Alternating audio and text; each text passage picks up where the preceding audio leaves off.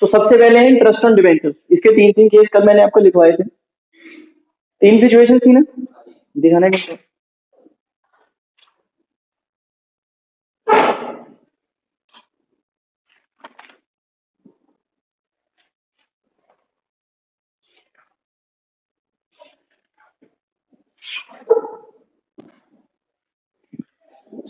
सबसे पहला पार्ट था, इसमें दो चीजें थी। First, when issued, second when redeemed. So when issued, इसमें तीन पार्ट थे। First, no information is given कि कब इशू किए हैं। Second, issue date is at the end. Third, issue date is during the, ठीक है। ये इशू से रिलेटेड केसेस है, सेम टू सेम इधर आ जाएगा, रिडम्पशन से रिलेटेड, बस इनका ट्रीटमेंट अलग होगा, केसेस सेम। तो एक एग्जांपल करते हैं जिससे तीनों पॉइंट क्लियर हो जाएंगे। 2019 एंड 2020, तो ये हमारा फाइनेंशियल ईयर है। डिवेंचर्स की अमाउंट है 10% डिवेंचर्स, ठीक है जी। 10% डिवेंचर्स हैं, 40,000 19 में, 60,000 2020। This is previous year and this is current year, right. अब क्वेश्चन में सबसे पहला केस लगाते हैं जब कोई इंफॉर्मेशन ना गिवन, ठीक है। तो एक चीज नोट करते हैं जाना साथ साथ में, when no information, when no information is given regarding, when no information is given regarding issue of debenture, then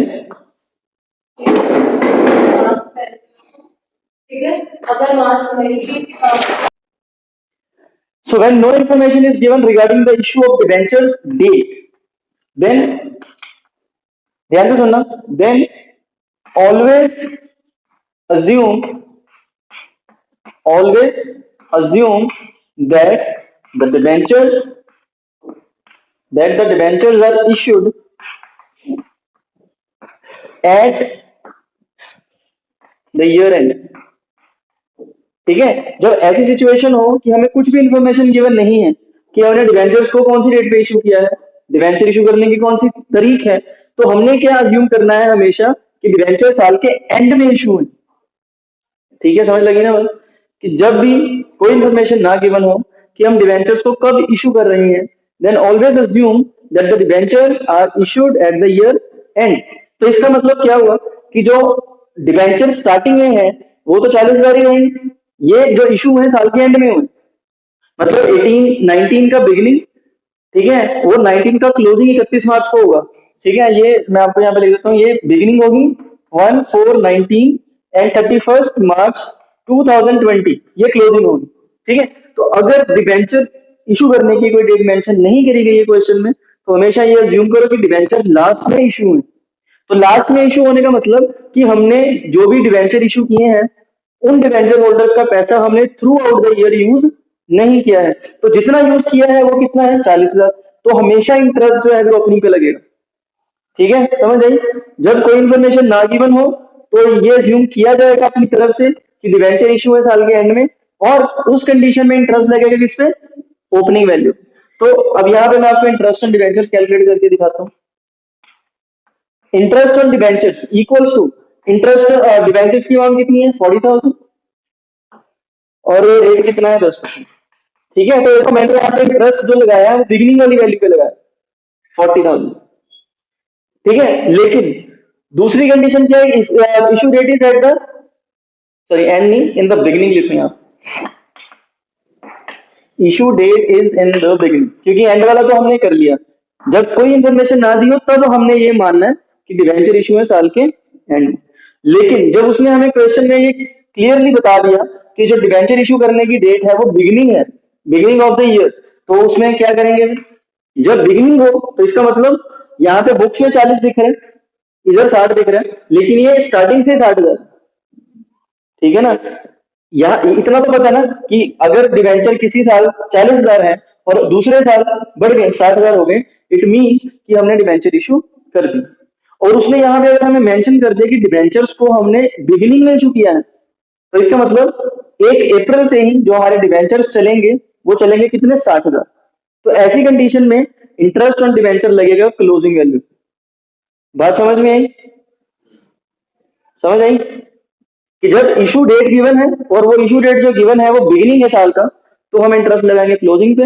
लेकिन अगर कुछ इन्फॉर्मेशन गिवन नहीं है डिवेंचर्स की कि कब इशू किया गया है, तो ये माना जाएगा कि हमने इनको साल के एंड में इशू किया है और इंटरेस्ट लगेगा ओपनिंग में। क्लियर? तो अब यहाँ पे सेकंड केस में जो इंटरेस्ट लगेगा डिवेंचर्स का वो लगेगा 60,000, 60,000 इंटू 10/100, दैट इज 6,000 रुपीज। ठीक है, नोट करो। 1 मिनट से जल्दी जल्दी फटाफट। बिगिनिंग में है तो वो भी मेंशन किया जाएगा। लेकिन तीसरा केस जो है वो है issue date would be in between the year, साल के बीच, राइट? तो इसके लिए क्वेश्चन यही रहेगा, 2019 में 40,000 के डिवेंचर्स हैं और 2020 में 60,000 की। लेकिन जो इशू डेट है, issue of debentures is done on 1 अक्टूबर 2019। ठीक है, साल के बीच में इशू कर दी। अब क्या करेंगे? अब इंटरेस्ट ऑन डिवेंचर्स जो है वो निकलेगा 6 महीने। सॉल्यूशन, इंटरेस्ट ऑन डिवेंचर्स कैसे? जो 40,000 की अमाउंट है वो 1 अक्टूबर तक 40,000 रही, 1 अक्टूबर से कितना हो गया? 60, क्योंकि 1 अक्टूबर को इशू किए। तो 40,000 into 10% into 6/12 plus 60,000 into 10% into 6/12। सो ये आ जाएगा 2,000, ये 3,000। तो टोटल इंटरेस्ट ऑन डिवेंचर जो आएगा हमारा दैट वुड बी 5,000। तो इसको हमने क्या करना है? Plus in operating activity under non operating expenses, और दूसरा ट्रीटमेंट क्या आएगा? माइनस और डिडक्ट फ्रॉम फाइनेंसिंग एक्टिविटीज। ठीक है, नोट कर लो। और 60,000 के डिवेंचर्स करंट प्रीवियस ईयर में थे, करंट ईयर में कितने रह गए? 40, कम हो गए। तो इसका सिंपल मतलब है कि हमने डिवेंचर्स को क्या किया? रिडीम कर लिया, रिडम्पशन। ठीक है, तो रिडम्पशन का मतलब होता है कि हमने डिवेंचर होल्डर से डिवेंचर वापस ले लिए और उनको पेमेंट कर दी। ठीक है, अब इसमें भी सेम वही 3 चीजें। कोई इंफॉर्मेशन गिवन ना हो तो फर्स्ट केस, केस 1, अगर कुछ भी इंफॉर्मेशन ना गिवन हो, उसमें क्या था? इशू में हम क्या अज्यूम करते थे कि साल के एंड में इशू है। लेकिन अगर हमारे को रिडम्पशन के केस में कोई भी इंफॉर्मेशन गिवन नहीं है कि हमने रिडीम कब किया, इट इज ऑलवेज अज्यूम कि डिवेंचर रिडम्पशन जो है वो साल के बिगिनिंग में। इशू में हम क्या अज्यूम करते हैं? साल का एंड। और रिडम्पशन में हम क्या अज्यूम करते हैं? साल का स्टार्टिंग। और जब साल के बिगिनिंग में डिवेंचर्स रिडीम हो रहे हैं तो इंटरेस्ट हमेशा क्लोजिंग पे लगेगा, क्योंकि पहले दिन ही रिडीम कर लिए गए हैं। ठीक है, तो पहले दिन से वैल्यू 40,000 हो गई, 20,000 कम हुआ है। तो 20,000 क्या मतलब बच्चे पता क्या सोचते हैं कि यहाँ पे तो 60,000 लिखा हो, तो आप ये कॉमन सेंस यूज करोगे यहाँ पे कि बुक्स में फुल वैल्यू ही आएगी। जो एडजस्टमेंट्स होती है ना वो हमेशा क्लोजिंग बैलेंस में एडजस्ट होती है, लेकिन रिडीम तो स्टार्टिंग से ही हो चुके हैं, है ना? तो इंटरेस्ट फिर हम लगाएंगे क्लोजिंग वैल्यू पे। और बिगिनिंग में हम मतलब ये नहीं लिख देंगे कि ये 40,000 यहाँ पे रहेगा। हमेशा एडजस्टमेंट्स का जो इफेक्ट होता है वो क्लोजिंग बैलेंस पे ही रहता है। या क्लोजिंग बैलेंस में ही दिखेगा आपको। ठीक है, तो डिवेंचर्स के रिडम्पशन के बारे में अगर कोई इंफॉर्मेशन गिवन नहीं है, then we'll always assume that the debentures are issued, sorry, redeemed in the very beginning। तो इंटरेस्ट लगेगा किस पे? Closing. So if redemption of debenture is redeemed, if redemption of debentures occurs in the beginning as per our assumption, हमने assume किया ना, कुछ भी given नहीं है, as per our assumption, then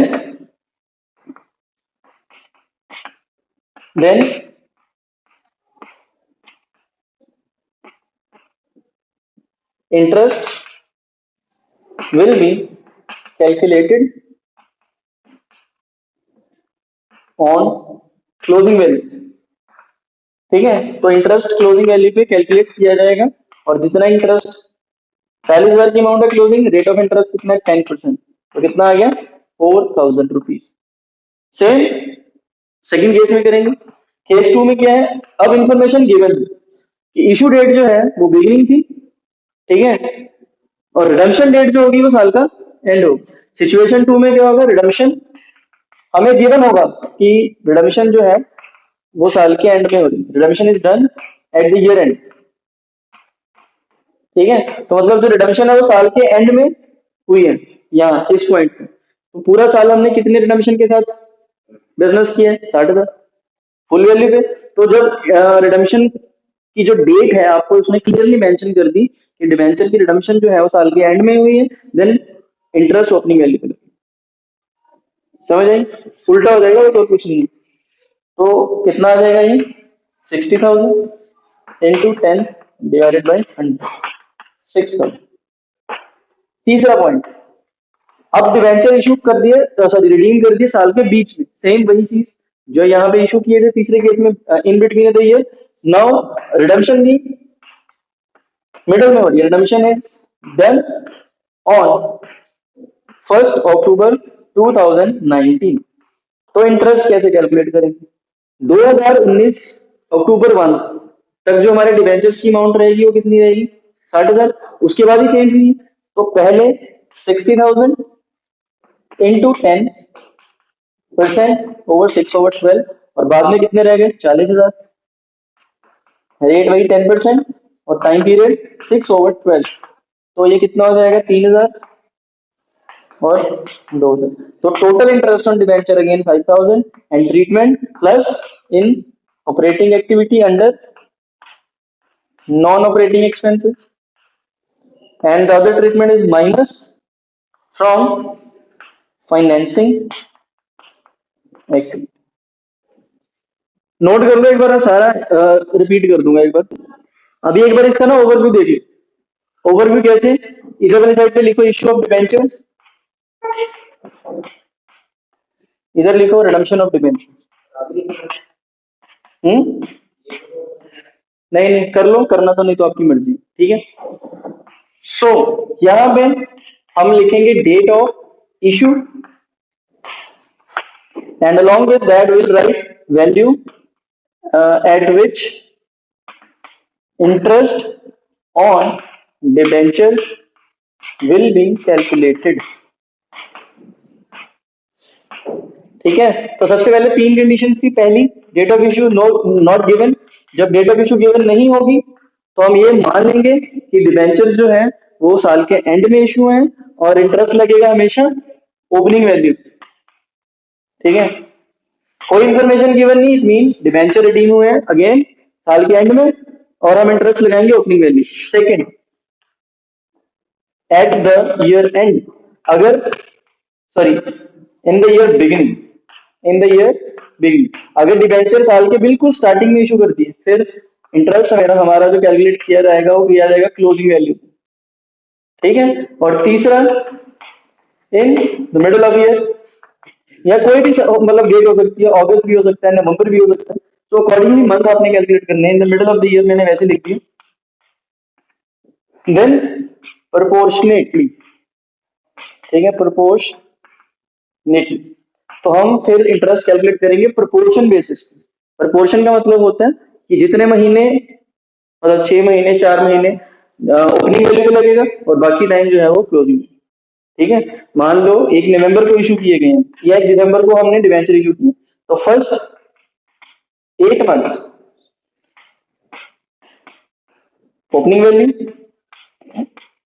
and next 4 months closing value. ठीक है, बस इतना सा आपने काम करना है इसमें। और रिडम्पशन का केस भी सेम ऐसे ही है। सबसे पहले देखो डेट ऑफ रिडम्पशन और value on which interest will be calculated. ठीक है, तो इसमें फिर से अगेन डेट ऑफ रिडम्पशन नहीं गिवन, नॉट गिवन। तो अगर नहीं given, it is assume that the debentures are redeem in the very beginning, तो इंटरेस्ट लगेगा क्लोजिंग वैल्यू पे। अगर इन्होंने मेंशन कर दिया कि साल के एंड में हो रही है redemption, at the year end, तो इंटरेस्ट हमेशा लगेगा opening value. And last, third, if in the middle of the year या ड्यूरिंग द ईयर, कोई भी डेट हो सकती है, then interest will be calculated proportionately.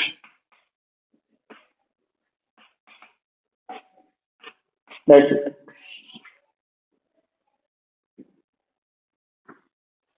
अब जितना